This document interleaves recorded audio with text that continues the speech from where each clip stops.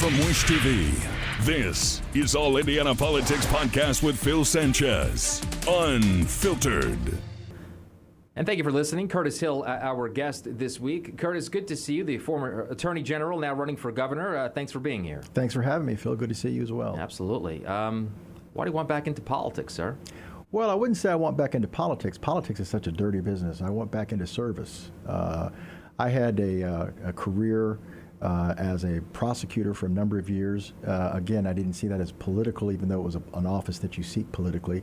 But it's really an opportunity to serve the community. We make decisions as prosecutors on a daily basis that are life and death. We have to make them quickly. We have to make them based on the evidence. And it's absolutely fundamental training for lots of other opportunities in service. And as Attorney General, we were able to capitalize on that training to really do a great deal in defending freedom for the folks in Indiana. And I think that we're in a time now where objective truth is under attack. There's certain things that we have to do to be able to protect communities and families, and we have to speak the truth about those things. So I think that I'm the type of candidate that would be of service for the state of Indiana in these times. What makes you different from the other candidates? Well, I think there's a variety of things. One of the things is my ability to get things done and my reputation for accomplishing things that I set out to do. We've got a full field of candidates, as you know, and there's a few fellows who've never been elected to office. And without knocking them, there's something about having served in elected office that provides you with an experience level. There's a level of scrutiny that your decisions make, and you need to have that experience when you're seeking a top position like this. There are others who have been in elected office, but I think it's a matter of identifying what a person has done in elective service before to have a determination of what they'll do going forward. It's very easy for someone to come in and say, I'm going to do X, Y, Z, but when you look at their elected past, have they done X, Y, Z? Well, in my case, when I talk about my XYZ, I can point to circumstances of what I've gotten it done. Okay, so let's hear about it. Your time in the Attorney General's office, and obviously it was marred by controversy there at the end. So I want to know what, in your opinion, you did well as the Attorney General, and how do you overcome those controversies there at the end? Well, we did a great deal well. The primary thing that we did was we stood up for Hoosiers, and we stood up for individuals as well. I believe in a culture of life, and when you talk about a culture of life, you need to be able to reflect how you made a difference. And one of the things that we did, we all heard the news about 2,411 aborted babies, Indiana babies, that were found abandoned in an Illinois garage. When I heard that news, it meant something different to me because I knew that it was the home of a notorious abortionist that we stopped here in Indiana. And I knew he didn't have an Illinois license, so we suspected that those 2,000 babies were Indiana babies. Without any direct responsibility to take action, we stood up and went into Illinois, took over the investigation and brought those babies back home, had them buried here in Indiana in order to establish their humanity in death that was denied them in life. That's an example of taking action and not just standing on the sidelines, and that's one of the things as Attorney General I did on a regular basis. How do you overcome the controversies there at the end of your term in that office? Well, I think when you're a popular conservative, you're a target. And from day one, I was targeted as I had more votes than anyone in the history of the state, 80,000 more votes than Donald Trump at that particular cycle. And so I was a threat to some folks. I think it's pretty apparent. We faced some accusations. We faced them down. We had investigations that took place. A special prosecutor cleared me, and yet there was an onslaught of media and party officials that continue to go on and on. We have gone past that. We've survived it. We've demonstrated that it was a political attack. And when I'm traveling around the state, I hear from so many people who say, we understand what that was all about. You're our guy. We like what you did as Attorney General. We'll love what you will do as governor. Do you feel like you're getting the support from the Republican Party right now, considering that you're running for governor?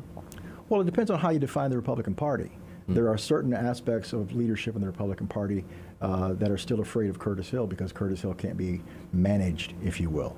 But that's not who I see the party. The party are the people.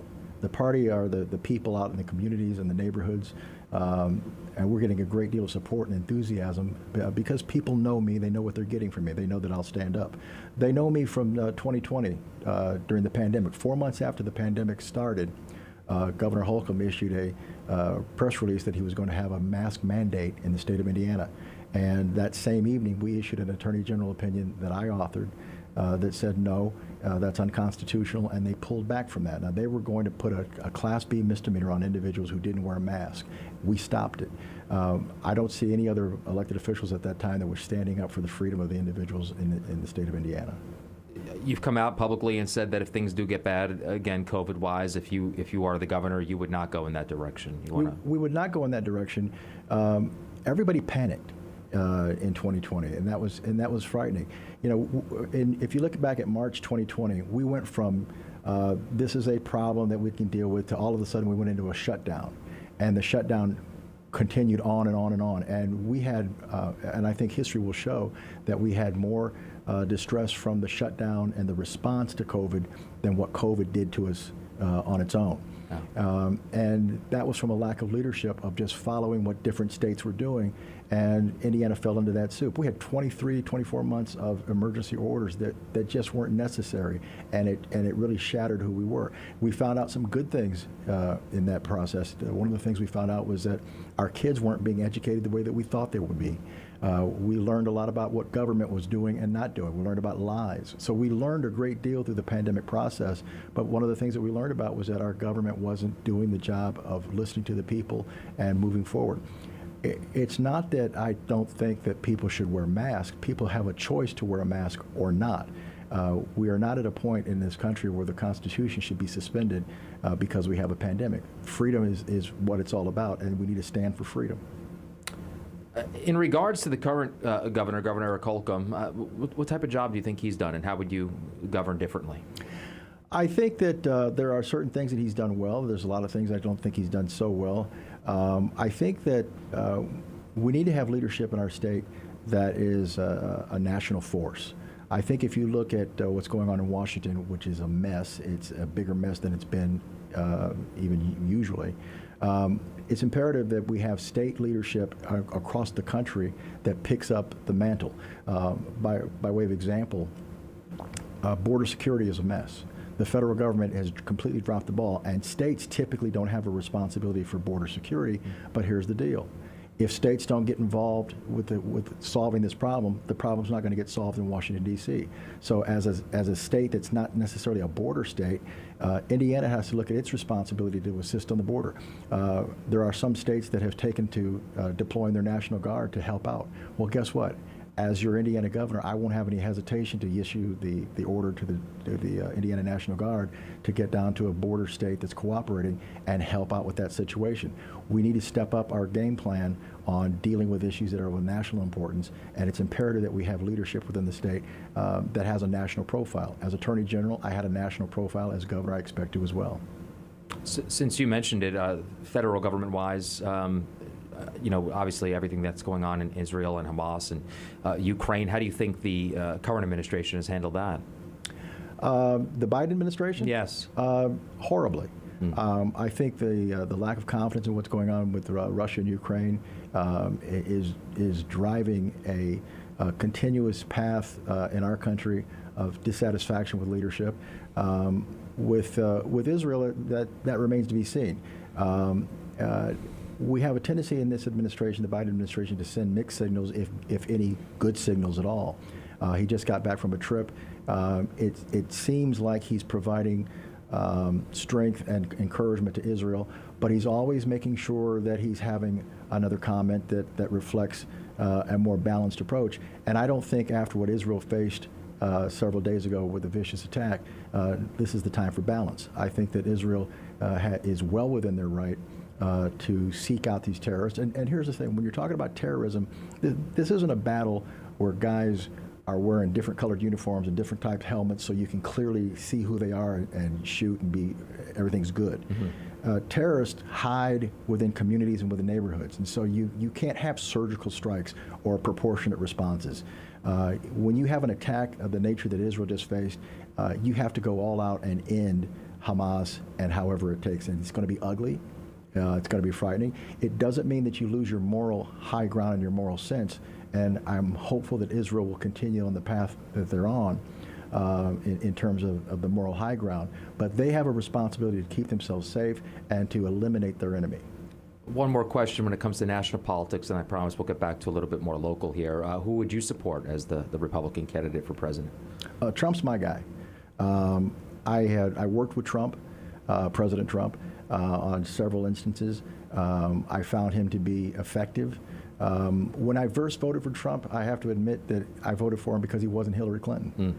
And I think I'm not alone in that regard. But I think he did an excellent job as president by virtue of how our economy was doing, how we felt as a nation. I think since we've had a change, there's been a dramatic change in how we feel about America and our leadership. So I think he's become really the face of injustice. It's sort of interesting with the attacks and the Manhattan DA and the Georgia DA, this sort of a justice system, the Soros prosecutors, and as a former prosecutor, I'm certainly not happy that we see prosecutors using politics the way they're doing it, but it has somehow transitioned Trump from just a candidate running for office to a symbolism of justice. Back to your potential run for the governorship, I have a list of some of the issues from your website here. So let's go through a couple if you don't mind. You say putting Indiana first and you have that on top. So what do you mean by that? Well, Indiana Hoosiers we're at the heart of the nation physically, and we should be the heart of the nation spiritually. We need to make sure that we give guidance and instruction into the country on how we should operate. And so what that means is we ought to make sure that our communities are safe communities, our education system is top notch, that we're doing things the right way so that we can be a leader for the country. Restoring justice, another topic that you hit on your website. What do you mean by that? Well, justice is under attack. There's a lot of folks who feel that the justice system has been weaponized.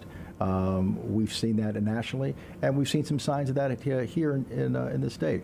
We need to make sure that the establishment of justice is solid, that there is no corruption, and that if there is corruption, that it's dealt with decisively. I want to talk about you mentioned it before, being a black conservative.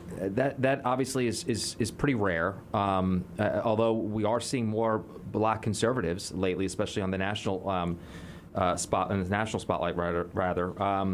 And you go into that here on your list here, and you talk about your time growing up and how it changed your mindset. So if you can expand upon that, and also talk about how you, as the governor, would impact the education system when it comes to racial inequalities in our country and in our state. Well, being a black conservative is a unique perspective, especially when you combine with that my law enforcement or prosecutor background.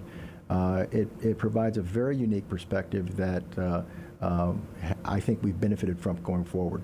I grew up in the state of Indiana. I grew up in northern Indiana in Elkhart. And I'm one of the few people that you'll meet that can say, well, my house was bombed when I was a little boy. That was something that our family faced because my father was the first to move his family into an all-white neighborhood, and we weren't welcome. And so there was racial epithets, there were leaflets, there were graffiti on the garage, and yes, someone threw a bomb on our house, and we learned from that. The primary thing that we learned was my father's courage. My father went out and bought a shotgun in response, so he didn't turn and run. And the other thing that he didn't do, he was never down on America. America is the greatest nation on earth, notwithstanding that there are problems that we face, notwithstanding that we lived in a neighborhood where people openly and notoriously did not want us. But yet we believed in America. We believed in our right to be Americans and our right to achieve. And so that's a part of my makeup, if you will, of what has driven me to be where I'm at. And it's why we don't back down. It's why we stand up. So that being said, it's imperative that we bring this nation together. It's one of the biggest problems that we have moving forward is the weaponization of race. Race has been used as a weapon primarily by the left for decades and longer, actually. And what happens is we tie issues to race. We get people to we accuse people of being racist, or we make people think that they're going to be racist if they question something, or if they say something, and so people remain silent. And the racial divide in this country continues to grow. We need to be able to speak frankly and openly about these issues and do away with this issue of racism and race issues once and for all. And we do that by engaging in these communities, engaging in these conversations, being bold and courageous about how we apply that. From my perspective, I see the black community as being very conservative. And yet, as a group of conservatives, they have a tendency to vote against their conservative values on a regular basis. Well, that's our fault as conservatives, not presenting our information in a manner in which the black community can see it. And so we need to expand our demographic. I think that's important for the communities, and I think it's important for the Republican Party. When you say that the black community is more conservative, do you mean from a faith perspective as well? From a faith perspective, from a family perspective, from the strength in having fathers in the home, that's an absolute bellwether for the black community.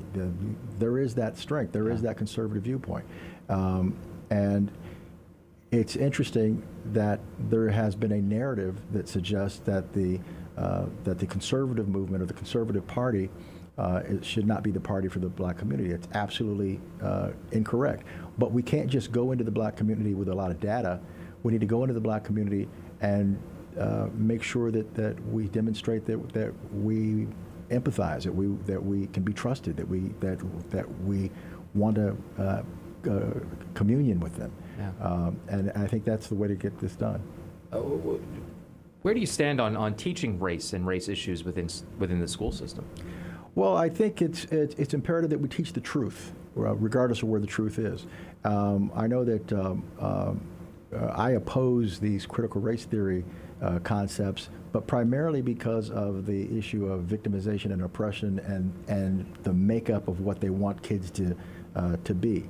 From the standpoint of teaching about race, I think we need to be completely honest about our past, wherever it comes down. Having said that, it's ridiculous to try to rehash or reconstruct history, tearing down monuments, renaming streets and things of that nature. I don't support that whatsoever. Our history is our history, our past is our past, and we learn from what we did in the past as we move forward.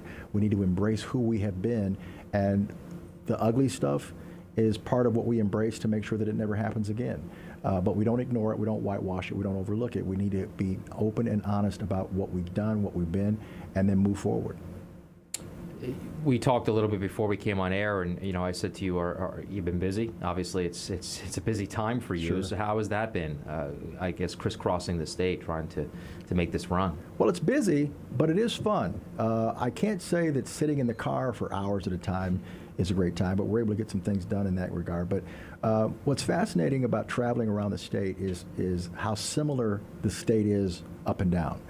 Many communities have the courthouse square and the retail stores around.